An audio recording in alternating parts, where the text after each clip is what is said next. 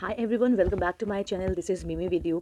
Today I am going to tell you step by step and the basic things which to do and to not to do after embryo transfer.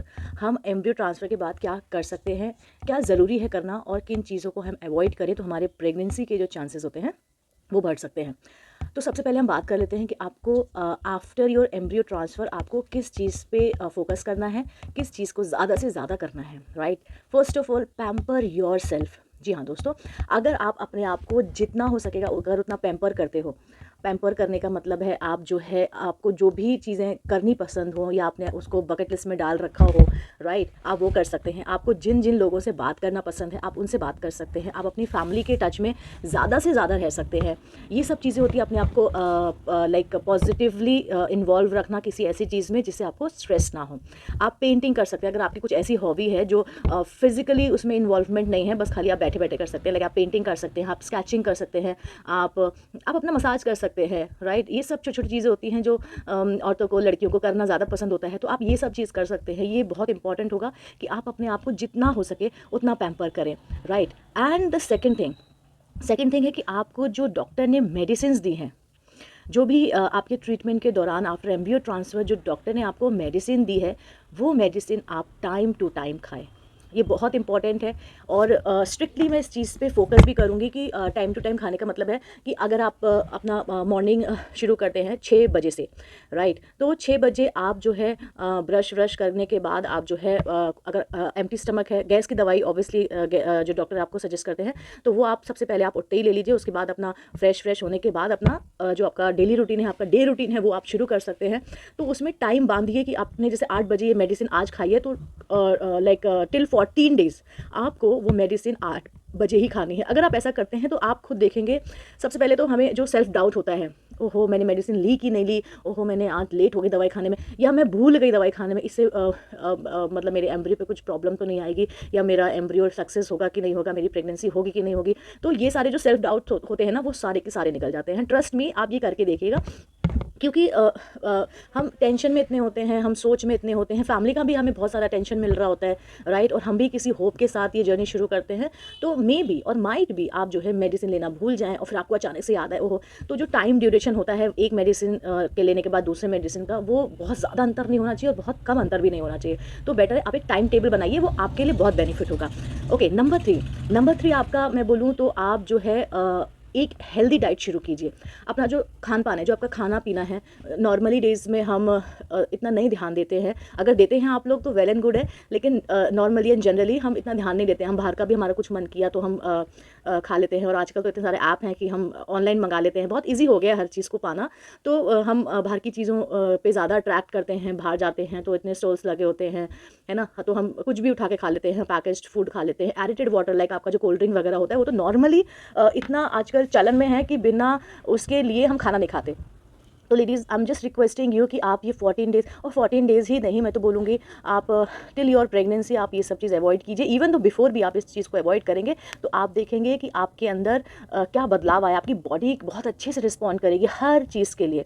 तो आप एक healthy diet लीजिए। Healthy diet का मतलब है आप अपने खाने में, अपनी थाली में जो है ग्रीन वेजिटेबल्स को ज़्यादा से ज़्यादा यूज़ कीजिए। और एक और चीज़, रोटी के लिए मुझे काफ़ी क्वेश्चंस आए हैं कि हम जो है नॉर्मल जो आटे की रोटी होती है वो खा सकते हैं कि नहीं खा सकते। खा सकते हैं, कोई बुराई नहीं है, हमें मैदा तो नहीं खाना ऑब्वियसली। हम जो है जो नॉर्मल रोटी, आटे की रोटी खाते हैं, इससे बेटर है हम जो मल्टीग्रेन रोटी होती है ना, अगर उसको इन्वॉल्व करते हैं, उसको अपनी थाली में रखते हैं तो वो हमारी हेल्थ के लिए काफ़ी बेनिफिट होगी। अपने खाने में आप दाल जो होती हैं, सारी दाल, कोई सी भी दाल, छिलके वाली हो गई, बिना छिलके वाली हो गई, आपका rajma is very good source of protein. आपका जो काबुली चना होता है, ब्लैक चना होता है, ये सब चीज़ें आप इन्वॉल्व कीजिए and then you will see the result. ये कर्ड आप ले सकते हैं। छाछ is better as compare to curd. अगर आप छाछ लेते हैं, चाहे मीठा लस्सी बना के ले लें या छाछ ले लें, उसमें जीरा, काला नमक वगैरह डाल के बना के पीते हैं, वो काफ़ी बेनिफिट होगा as compare to curd.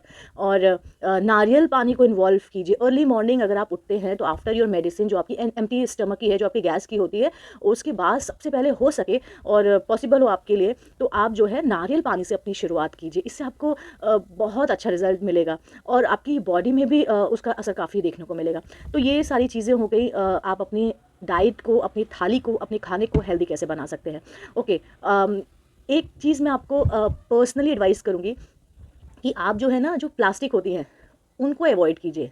Plastic avoid करने का मतलब है हम जो आपका थाली होता है, प्लेट होता है, कप होता है, वो प्लास्टिक ही ना हो, या जो प्लास्टिक में पैक्ड फूड आते हैं, केक्स आते हैं, या फ्रूट्स वेजिटेबल्स आते हैं प्लास्टिक में, जो जैसे आपका स्ट्रॉबेरी पैकेज आती है प्लास्टिक के बॉक्स में आती है, ठीक है, मिठाइयाँ हो गई, तो ये प्लास्टिक बहुत ज़्यादा हो सके तो अवॉइड कीजिए। अपने घर में प्लास्टिक के बर्तन में खाना मत खाइए, क्योंकि प्लास्टिक रिलीज़ होती है और उससे हमारे हार्मोन्स जो है इनबैलेंस होते हैं। ये प्रैक्टिकली भी मैंने किया है, और ये डॉक्टर ने भी सजेस्ट किया था। और दूसरा, इस पर काफ़ी रिसर्च हो रही है। हम सोचते हैं कि जो हमसे पन्नियाँ लेकर आते हैं, जो पॉलीथीन लेकर आते हैं, वही सिर्फ प्लास्टिक का हमें अवॉइड नहीं करना है। तो नो, आप जो है अपने घर में जो आपके बर्तन भी प्लास्टिक के हैं उनको भी अवॉइड करेंगे तो आपको काफ़ी ज़्यादा फ़ायदा होगा।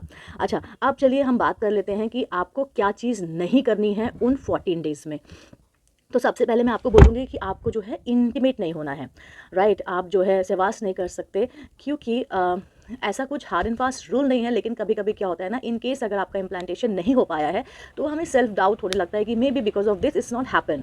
तो don't give that much stress और क्वेश्चन टू योर सेल्फ, है ना, कि हमें फिर पछतावा हो कि काश ऐसा नहीं हुआ होता या नहीं किया होता, तो आज हमारी IVF सक्सेसफुल हो गया होता और हमारा रिजल्ट पॉजिटिव आया होता।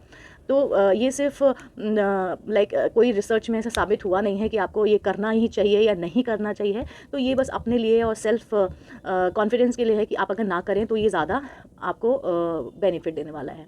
ओके, और एक चीज़ है कि आपको अगर ड्यूरिंग दिस 14 डेज़ पेट में दर्द हो रहा है या गैस बहुत ज़्यादा हो रही है after taking medicine, even though आपको पेट फूल रहा है या आपको वॉमिटिंग हो रही है या आपको डायरिया के कुछ सिम्टम्स नज़र आ रहे हैं, बार बार आपको जो है लूज़ मोशन हो रहा है, ठीक है, काफ़ी ज़्यादा, और चक्कर भी अगर आ रहे हैं, तो आप तुरंत जो है अपने गायनी को कंसल्ट कर सकते हैं, because this is not normal actually.